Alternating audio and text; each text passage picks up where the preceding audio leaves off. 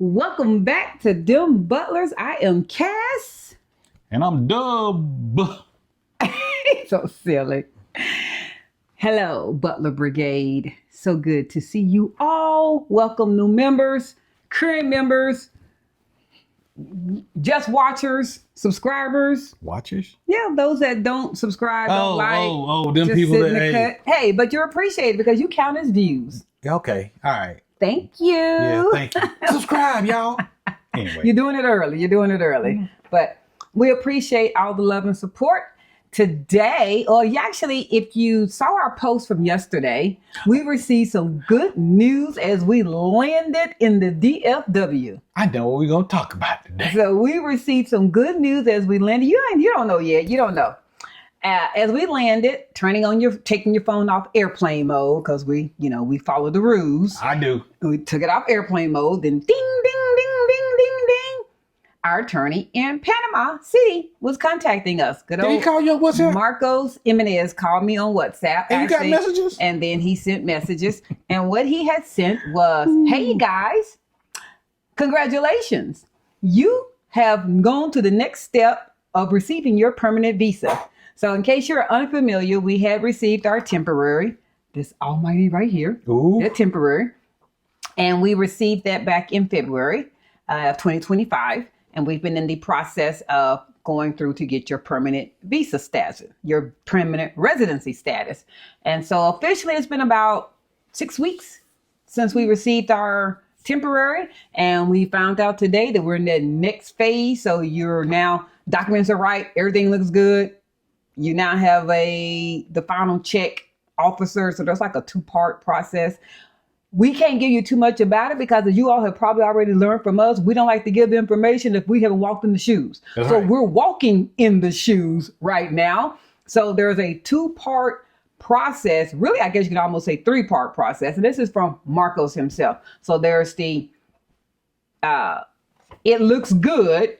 You're going to the next phase. You can also hear, this don't look good. Hey, y'all. Go back. Fix this, correct this, amend this, or it's a no-go. So you're running out of time. You can get that. Yeah, we did. You can get that in your temporary phase of going to permanent. Supposedly, the immigration office is supposed to make a decision on it looks good or it doesn't look good within 60 days. But like all administrations, there could be a hit and miss on that time frame, but within 60 days. So we have our it looks good. Now, the it looks good phase is it goes from that person's desk to the person that makes your appointment that says, come on in, take your picture, do your fingerprints, do your stamp, and then you get your permanent card. And then from there, you'll get your cedula, which in Panama terms is almost similar to your Social Security card in the U.S. Very similar. So it's a 2-part, like I said, it's almost a 3-part process. So we're at the looks good, going to the next person's desk who would then make the appointment for getting the permanent. But we're good now. So what we're going to talk about today, since now we're past that phase, so we can talk about that, is what to expect at the immigration office when you get your temporary visa. What happens there? What can you expect? Mean when you get it? When you're trying to get it. So if you've been watching our videos, we've given you almost everything as far as boots on the ground, building your team, how to do this, how to do that, what to pack, what not to pack. What do you know? Now you're at the part it's time for your appointment. Oh, you're walking in the building. You're walking in the building. Okay. This is what's happening. Okay. So I was there. You were there. You had to keep up with me. So we're going to break down what actually happens on the day of your appointment from the line outside, walking out with, I got to keep it moving. So, the people out there trying to scam it to that temporary visa. What you mean I'm already here?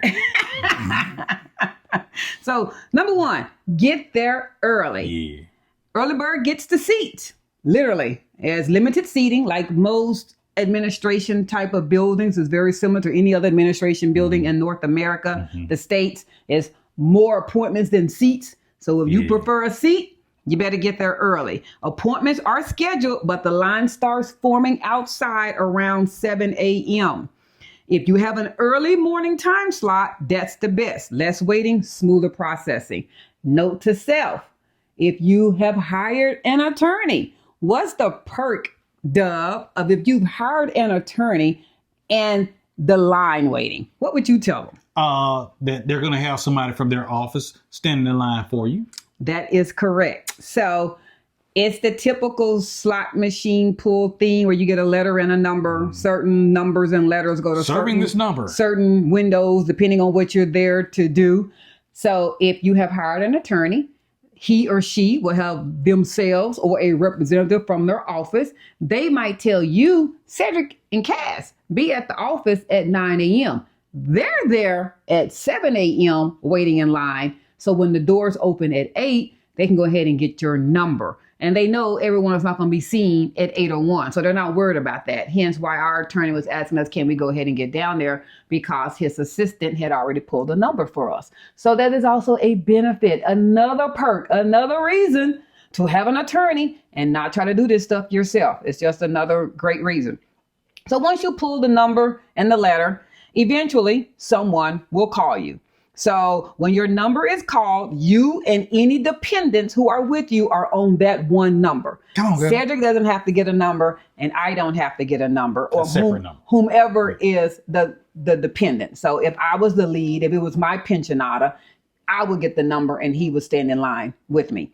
So there is the seating area. You have people just sitting, waiting for their almighty number to appear. When we physically walked into the office, we were already, our attorney's representative was already in line. So we were already at that initial sitting there waiting on your number to be called part. We were past that. We were now at the get in line. You're getting ready to go into the room part. Yeah. So that eliminated probably 2 hours of wait, more than likely. Easily, probably 2.5. So hundreds of people. Yeah, hundreds of people. So there was easily 2.5 hours of wait that we didn't even have to do. So number called, you're in line. Your lawyer or your lawyer's assistant can only go with you to the first part. By that, I mean the waiting in line. They're in the area where all the other waiting room people are. So they're standing out there waiting with you. Now, if they ask you anything, if you need any legal advice, you can go out there and get your attorney, and I will tell you about that in this next part here. You're not left alone, but they can't walk back with you to the actual second phase. So now, where they take your picture at? They're calling you basically in groups of 10. Yeah, about 10. About groups of 10. Yeah. But you're groups of 10 with that one number. So that's what I'm trying to say. It might be 12 people, but it's 10 numbers. Y'all get what I'm saying? Keep up with me, y'all. Help me out. So you go through, so as it's snaking, you guys, it's snaking. Yeah, the whole way. You're standing, 10 go. You sit, 10 go. Now the almighty door opens and you're your normal customs and immigration person in their full tan uniform, military boots, the whole nine. By the way, no cell phones. No cell phone. I can't say you can't have it on you. You can't be using it. You cannot be using it. It's like going through the customs and immigration line at the airport. Because they'll ask you to leave. And that was your turn. There's signage. A lot of it. Your warning was the sign. So if you need to have earphones in because you want to sit there and do your wait, that part you can. But I'm talking about once you start the snaking through process, there's no phones. So in your phone call, there was a lady that kept trying to do a phone call, and that customs and immigration man, he literally tapped on my shoulder and said, "You need to get out of here." Yep. Done. That is what he told you. You need to get out of here. My day was over. Goodbye. So put the phone down. All right. So now you're in the second part. They've called your number. You're sitting. Now this room can hold about 30 chairs. We were snaking about 30 chairs. It's about 30 chairs. And this particular room is where they're going to verify your passport matches the application that your attorney has filled out in their office. If you're doing this yourself, then I guess you filled out the application. But they're matching all that information that, remember we said about the name matching and nothing can be weird. And if I'm Cassandra with one S, my application shouldn't show two S's. You need to verify the application that your attorney fills out, and they're going to give it to you. Our attorney gave it to us, and they physically ask you, is this correct? This is not the time to be all quick and just signing. You know how we do as people, when somebody give you 20 pages, you're like, yeah, it's right. Yeah. Is your birthday right? Is your name correct? Should there be an apostrophe? And there isn't an apostrophe. If it does not match that passport precisely, that's your time to fix it when your attorney is completing that application. That's correct. Your time to correct it. Because don't just go, oh, it's good enough. That's fine. Yeah, my I normally spell my name with one L, but that has two. No, you need to correct it because the immigration officer, I know this, is going to look at it. So you're snaking through now. Basically, there's 30 chairs in there and they're calling you one at a time. Once you're in the behind that door, that goes very fast. I would say 20 minutes maybe. It's at that point, all that agent is doing is verifying your application to your passport. And if a warning comes up on their screen to which you have no idea about, then they will X whatever the error is. Yep. You do the digital scan fingerprints. You're going to do the 4 fingers, both thumbs. 4 fingers, both thumbs, take a photo. Mm-hmm. Eyeglasses must be off. No hats or anything blocking your face. You ain't wear no hats inside anyway. So if you normally wear glasses, you need to take those off. They will ask you to remove those. Note to self, the immigration office has a strict dress code. They do. I am not going to say that you don't see people in their dress casual. I'm going to let you know that they more than likely are being asked to leave when their number is called. So you don't have to be in Sunday best. You don't have to be in dinner suit. But ladies, no armpits, no tanks top, no sleeveless, no tubes top. You need to be in a shirt or blouse. This blouse will be sufficient. I don't have my own, like my arms, no pits can be showing. Mm-hmm. No short dresses. There are no short dresses and no shorts and no open toe shoes. So myself and my husband, I wish you could see him from head to toe. He basically had on a button down shirt. I think his was long sleeve that day. It was. And he had on slacks. I did. And closed toe tennis shoes. I did. I had on, I went safe and I was like, a dress is going to always be sufficient. So I did basically your Mother's Day dress, a nice sundress that went all the way down to my ankles, but I wore tennis shoes, no sandals. So just note there is a dress code and just basically think Sunday brunch. If you want to be safe, think Sunday brunch. That might be easier for you. So Sunday brunch at a nice place. Yeah. Khakis, button down shirt. Again, I'm not going to say why you're going in. You're not going to see shorts. Yeah. You're not going to see flip-flops. But you might see them leaving. So I'm just letting you know. I don't want you walking in going, they got on shorts. Yeah. Don't aim for the bottom. Aim high. Aim high. Good job, Airman. Good job, Airman. So when we're in that process, Cedric, he was first because he was the initial person. They went through him. He was done. Literally, he was done. I mean, like literally.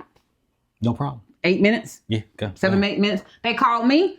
She was almost done. She was at the part of taking my photo. And whatever came up on her screen, I don't know what it was. So before everybody asked me or whatever it was, but she said, is your attorney here? Actually, she asked the other agent who spoke English. She spoke only Spanish. Mm-hmm. And he communicated me. He said, is your attorney here? I said, yes, he is. And so he said, they gave him a form. They gave me a form and said, have him come here so he can go fix this. He needs to go to some booth and correct whatever it was. Another part of the building. Whatever it was, you guys, I don't know what it was. My husband kept asking me, did they put, because it's known that they will put 2 S's or 1 S on my name. It is known.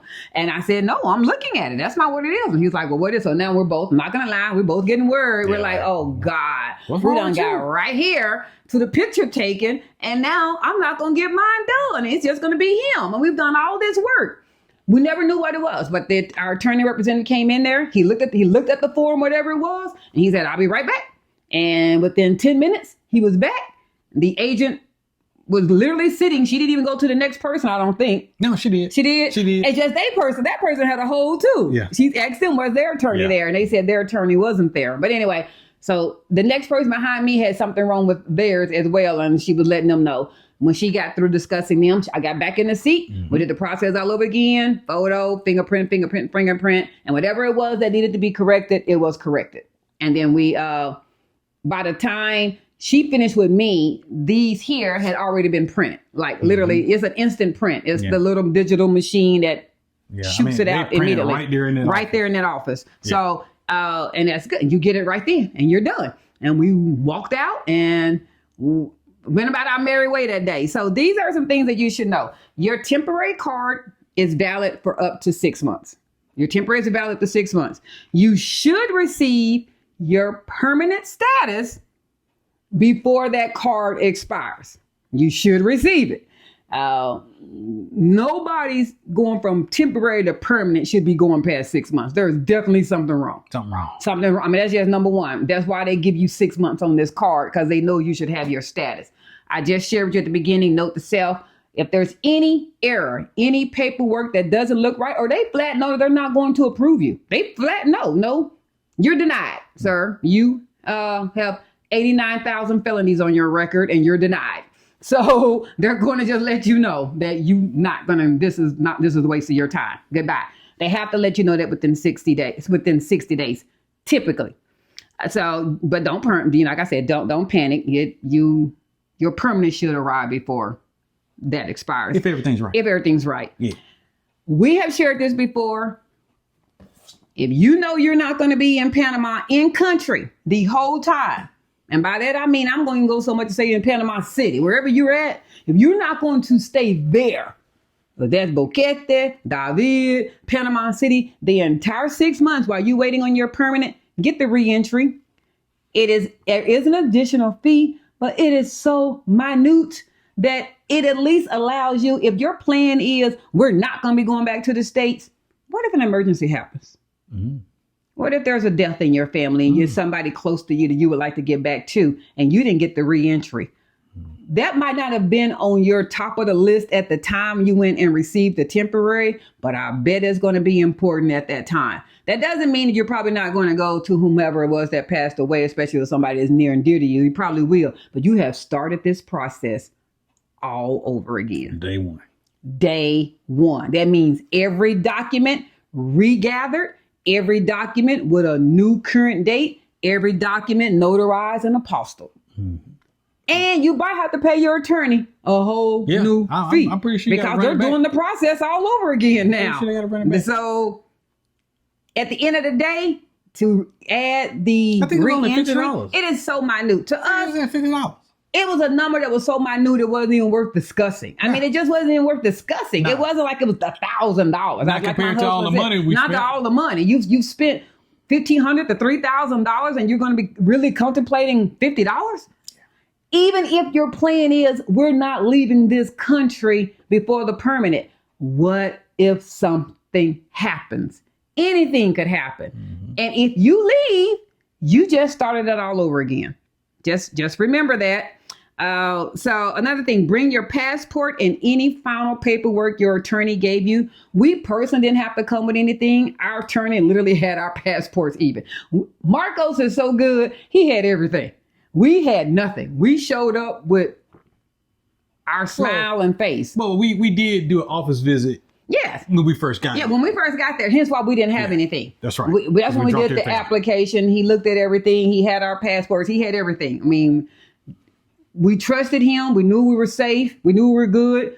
Hence why you should have that relationship way before. I can imagine how uncomfortable that might be if you're just not meeting your attorney for the very first time and you're handing them over your passport. I can understand that. I'm not crazy. But we, at this point, been talking to Marcos for 2-3 months. Yeah. If not longer. Yeah. So we had a relationship. We've been on WhatsApp. We were fine. We were good.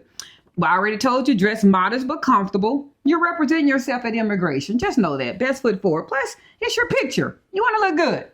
Expect to wait even with an appointment. You're not walking right in. Oh, no. Definitely not.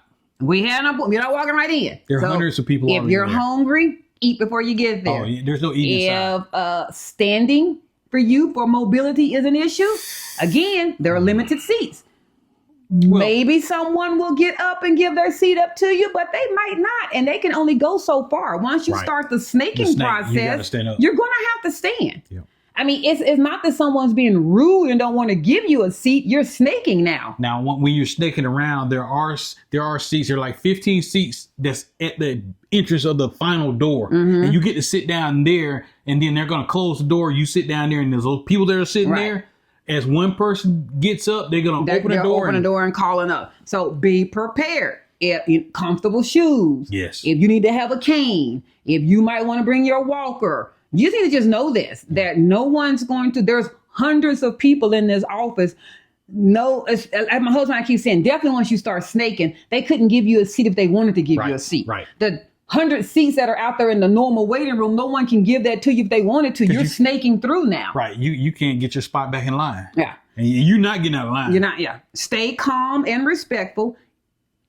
Spanish is spoken, but there is at least one English speaking agent at the immigration office. So if you don't understand, because we just told you, you can't have your phone out. Right. So don't pull your phone out thinking you're going to have Google Translate, but don't get scared about not having Google Translate. If Spanish is not your primary spoken language and they ask you something, you just need to say English, please. English, please. Or just read the room. If you seeing the person in front of you move up a chair, then that means you move up a chair. Yeah. It's pretty easy. They're showing you what you need to do. But just stay calm, respectful. Don't pull your phones out. Dress accordingly, as we said. So again, that's the first big step. We can now officially tell you how to go through that process because we've done that process. It's done. And now we are complete with the temporary. We are on to the permanent. We're on to the permanent. And by the way, we bought tickets for going back today. Ooh, that yeah, but we're bringing 2 extra people. So that's true. So it's double. Yeah, it's double. So grandbabies are very excited about coming. It was hard to give up that kind of money on. They just only going to be there for 2 weeks. But those grandparents that are out there, y'all know what we'll do for them grandbabies. Y'all already know. They want to see where Dub and Cece live, and they want to see their rooms. And so it's worth it to be able to know that we are going to be their first official passport stamp in their passport book. That'll be a core memory. Yeah. That'll be a core memory for them. So we are returning. We said June 1st, but officially it is now May 28th. May 28th, you guys. And we will be back at home. We will return to bring them back and literally getting back on the plane, coming back. I mean, we really are. Next day. It will literally be the next day. Next day. It will be the next day. We have to get those tickets too. In fact, we might sleep at the airport. I want to be back. He's so ready to go from the US of A. I'm done. I'm done with the US. We really hope that this was very informative and insight as to what do you expect as far as the immigration office. We're walking you step by step. So the next thing will probably be, this will be a good one. What's the process probably of going through customs with kids? Because we're not going to know either. So that'll definitely be on the horizon. We also have on the horizon, working out your body as far as death and returning back to the United States. We'll be able to give you some information in regards to that. Any trust in the state will also be able to give you information here soon on the permanent process and how that goes. So those are some things that are in the pipeline that you can look forward to. And the 2 big ones, the lives with Omar and Marcos. Everybody's waiting on those. Boy, that's good. Once we are back in Panama, and it's only like we said, we could have done it obviously video to video, but we didn't want to do that. We want them physically there. We also want to be live, so therefore you all can send in your questions. We don't know all the questions that you might have, and what's important to us might not be important to you, and what's important to you might not be important to us. So while you have their undivided attention, this is a good time to have your questions ready. So if you don't know who Omar and Marcos are, you ain't been watching us. No. Omar, subscribe first. We'll tell you. Omar Ramsey is our realtor of choice, realtor advisor, property management person, whatever you would like to say. And Marcos Jimenez is our attorney of record for our immigration process. So those are the people that, if you would like to stay tuned, we're going to have live each one individually. Then we're going to bring them on together so that they can bounce off each other and help you guys out. So until next time, like, share, follow, comment, subscribe. And with that, we're out, y'all. Peace.